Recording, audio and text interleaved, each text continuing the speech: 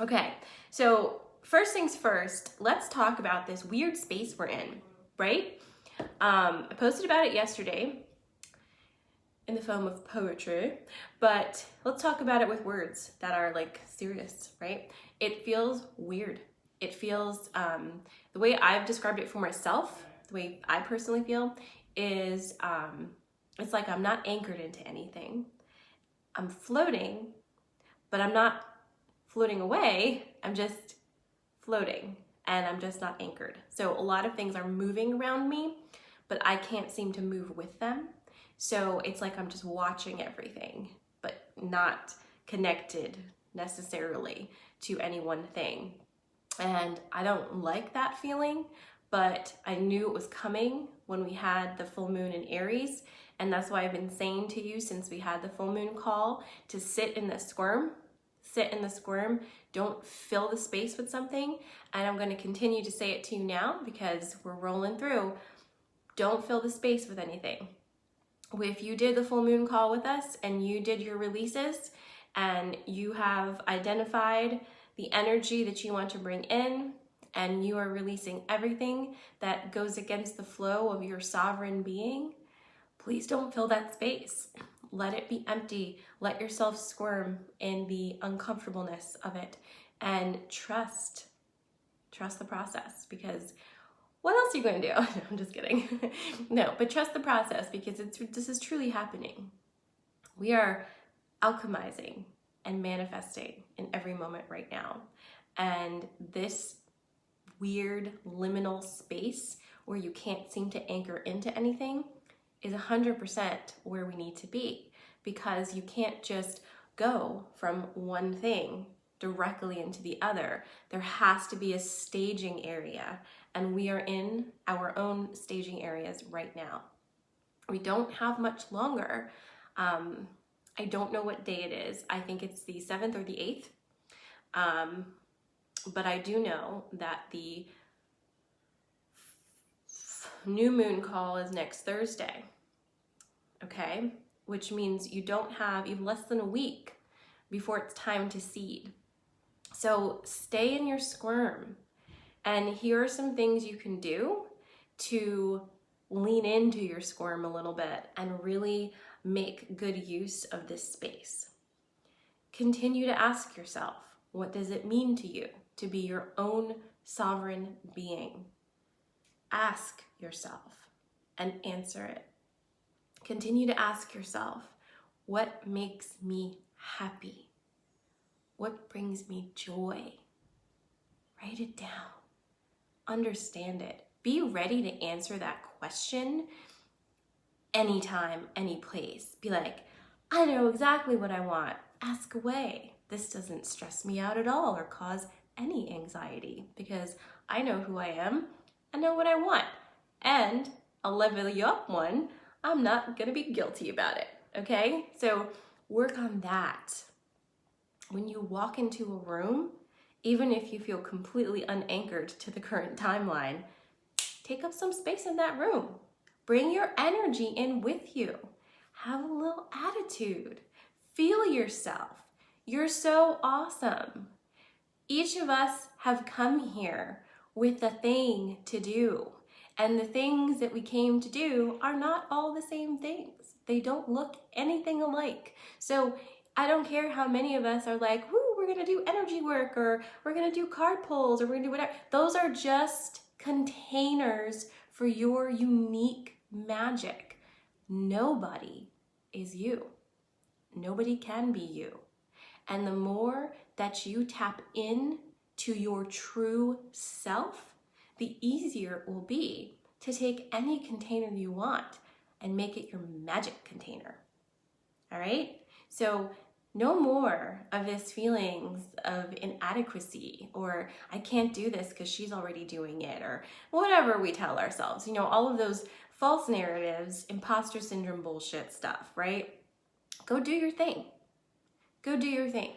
If the people around you have a problem with it, get new people around you, right? So follow your heart. Figure out what that is. Be in that space.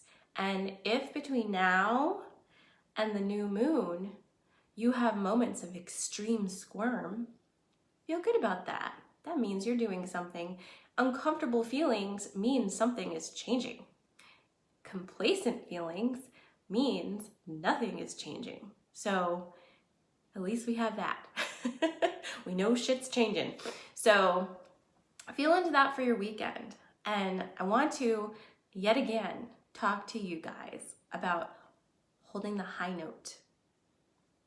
Because things are dissonant, and they are going to continue to get dissonant. And you don't need to add your voice, your song to that dissonance. What you need to do is rise above the dissonance and play your music there. And how you do that is not by ignoring everything and being oblivious to what's going on, certainly not, but you can observe what's going on without adding your energy to it. And that is the key, because you don't want to add more shit to a shit show. And a shit show does not get better by you jumping in and being like, don't be a shit show. Not gonna happen. So use your energy wisely, okay? Your unique magical energy. Use it wisely. Pull out. Use hawk energy, which is the energy for the month of October. Hawk energy pulls out and sees things from that aerial viewpoint, not from the minutia, right? So when we pull out, we can see, okay, my voice, my music is most effective over here. So let me pop myself up out of this seat, go over there and do my thing here. Then you can see that. If you're kind of like boots on the ground and this looking down, that's all you're going to see. So have those moments where you pull out and try to see the larger picture at play, and don't get caught up in the loop narratives and the dramas and the distractions and the insanity, because it is a freaking 12-ring circus at this point, and all of your energy could be expended in outrage about each of the rings of the circus. But is that where you want your energy? Is that where your energy is best used?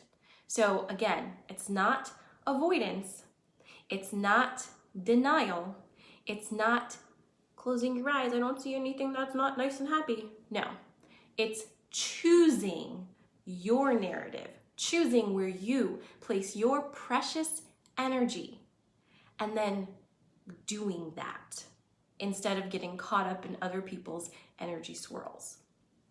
That is your sovereign nature, and that is what we are stepping back into. So you can do this in little tiny steps every single day, taking back your energy. You can start your day by calling all of your energy in right here to the now moment. And this has been kind of, I don't know if I said this already to you, but I'm going to say it again. The whole concept of pulling your energy into the present moment is so much more important than you realize. We subconsciously throw our energy across time and space every freaking day. We take our thoughts and we just throw them towards the future, into projections, anxieties, fears, even hopes and dreams sometimes. All over there, boom, in the future. We pull our energy back into the past, wishing we had done things differently, replaying scenarios that didn't go in our favor, slights that happened, whatever it was. We're constantly throwing our energy in both directions. And that means in the present moment, you have less potency. And the present moment is the only place where you can actually affect real change and create your magic. So think about that. Whenever your mind is off in the future, getting all wrapped up in projections that haven't even happened yet, or if it's in the past, getting wrapped up in things that did happen and you can't change. Here's where you make change. In this very moment, inside of your head, in this very moment, by changing the way you speak to yourself, by being conscious of your words, by doing what makes you actually happy instead of pleasing everybody around you so that you feel more comfortable and accepted by people who don't really have your best interests at heart. Be here right now, even if it makes you feel squirmy. Squirmy is good. Squirmy means things are happening. And what's really been coming through with this idea of pulling your energy in is this is where the ultimate healing takes place, because time is not linear, but our concentrated energy is at different points at different times. Are you following me with this? Because it's weird. But our concentrated energy is here, this pin right now. So if you want to do healing for your lineage, past life healing, whatever it is, you don't need to go back in time, figure out every detail of what happened to you back when you roamed the pyramids of Egypt, and then figure out how to make that better for yourself. We go back to find clues, to see what we used to see, so that we can bring that information back in the present time. We have access to all of the things we have ever done here on the planet Earth in our very many incarnations. So when you do past life work, you're retrieving and you're remembering so that in the present moment, you can use those abilities and those tools to affect change here and now. Same thing with lineage healing. You're going back and connecting with ancestors or connecting with ancestors now so that they can give you some tools and insight that you can use for healing yourself now.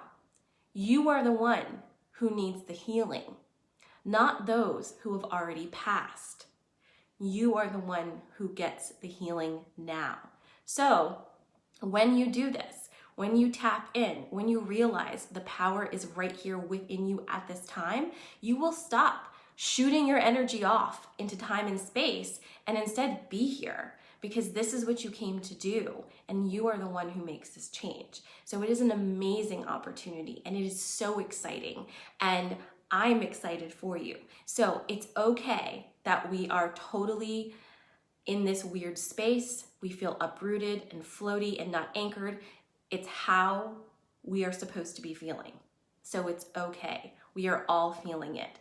We're gonna roll into next week and we're gonna get clear on what we want.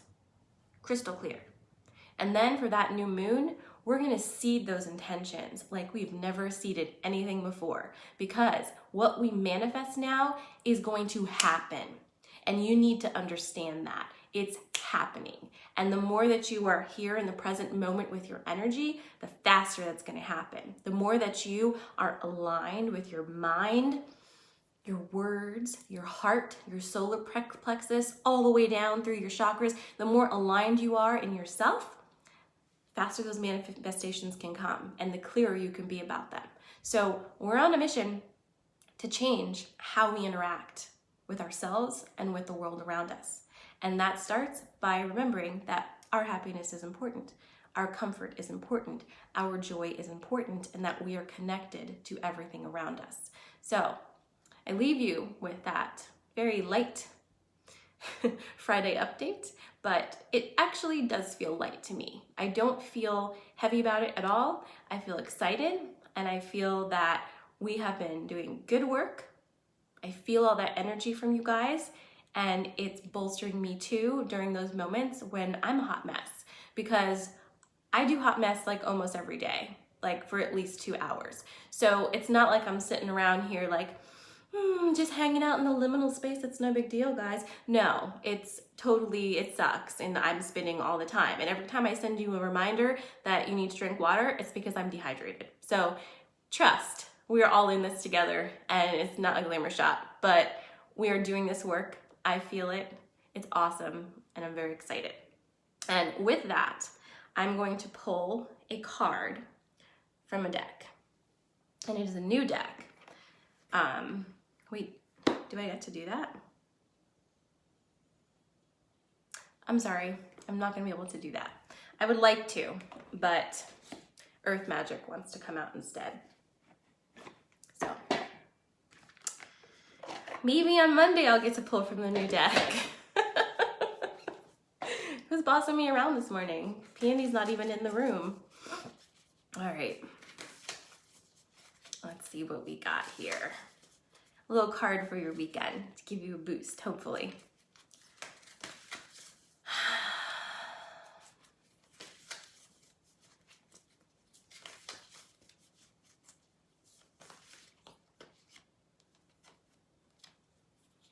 Okay, this is interesting. This is one of those books where it's like, oh, just go in alphabetical order. And I'm like, I don't know how the alphabet goes every day. Goodness gracious. All right, I got it. It's iceberg. Can you see that? Probably not. I'll post it in the group. Iceberg, submergence. Up to 90% of an iceberg's body is below the surface, deeply submerged in the bosom of Grandmother Ocean. Yet Grandmother allows considerable freedom for her enormous children, permitting them to move about as dictated by the currents and their own momentum. Having broken off from a glacier or ice shelf, they float along the sea, much to the detriment of vessels that attempt to traverse their pathways. Most of us have heard stories of ill-fated ships that have had tragic encounters with these ice mountains. Although the topmost portion of an iceberg can easily be seen, there's still a massive amount of its body below the water that may be difficult to detect. And that which remains unseen can fool us and perhaps even be dangerous and damaging. Oh boy, here we go again. I'm trying to pull like a nice fun card for you guys, and I'm getting the feeling that this is going to a place. But here we are, so we're going to have to go with it. Are you ready? Whatever you suppress or deny and attempt to keep out of conscious awareness will show up somewhere and somehow. These are your shadow aspects. At one time, you put them out of your consciousness for good reason, yet they remain contained by shame and guilt. Sometimes these submerged aspects of yourself are projected onto others so that they mirror those denied or suppressed parts of you. And you may even harshly judge these characteristics when they are exhibited. Now is the time to allow these elements to surface and embrace them. These may make up some sort of self-expression, a secret dream you wish to accomplish, or even uglier aspects that are difficult to acknowledge or accept. Whatever you have submerged deep inside of you, this is your opportunity to pay attention to those things and welcome them to the family called you. Well, friends, it's an invitation to love all the parts of you, all of them. And I think this is kind of interesting because this past week in Intuition Workshop, we talked about shadow work, and it was very interesting. And I'm feeling very connected to that, so I really appreciate that card. I will send this card into the group and you can read it. But before I leave you this morning, I know this is probably going longer than usual, I just want to say one thing about shadow work that has kind of come through recently. So if you think about, and I'm going to call the place where shadow work happens the Shadowlands, okay? So over here, we have the Shadowlands. Over here, we have light space. In the middle is the canvas, and it's neutral. And this is where we build and create. All of us have some unique mix of Shadowland and light space that create who we are at any given moment. And that changes all the time. Over here in Shadowland, we have our traumas. We have the things that have been in our shadow that we put away because we can't wear them on our faces, or we feel that we can't wear them on our faces, or they're there to protect us because we can't be with that energy. When we do shadow work, it's really important to remember that you don't live there. You don't live in Shadowland. You also don't live in light space. You live here, okay? So when we do shadow work, we go visit Shadowland and we pull something out and we bring it here. And then we look at it, we examine it. Sometimes all that's needed is acknowledgement and naming of the thing. And then we decide if we are ready to release that or not.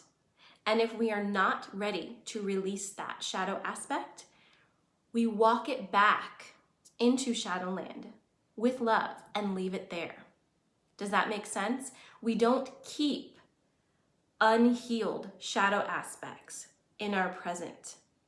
Just like we go over here to light space and bring in pieces of light into our center, right? So we have shadow coming in, we have light coming in. We build here in the center with whatever unique combination currently makes up where you are. This is something that I have seen clearly, but I'm just starting to express verbally, and we've started to do this work and it feels very resonant. So but I just wanted to remind you about that, because it's very easy to glamorize shadow. It's very easy to get stuck in that loop and victimization and not healing the things, but letting them play here on your front center stage instead of taking them one by one, looking at them and deciding, am I ready to let this go or not? Am I ready to heal this? And if you're not, walking it back. So just remember that if you are doing shadow work, it is really important to have a guide who you feel confident in that can walk you into that area and then walk you back. Okay, so I just wanted to tell you that. All right, my friends, I hope you have a wonderful weekend. Reactivation is live and is going well. No one's died yet. And I'm super excited to offer this program to you because it touches all of these topics and will walk you through so many of the things and help you to elevate yourself to the current energies coming in and really give you that upgrade. So if you are interested in learning more about that, you can find that on my website, sarahmala.com/shop, or send me a message and we can chat. Love you guys. Have an amazing, amazing weekend. Mwah.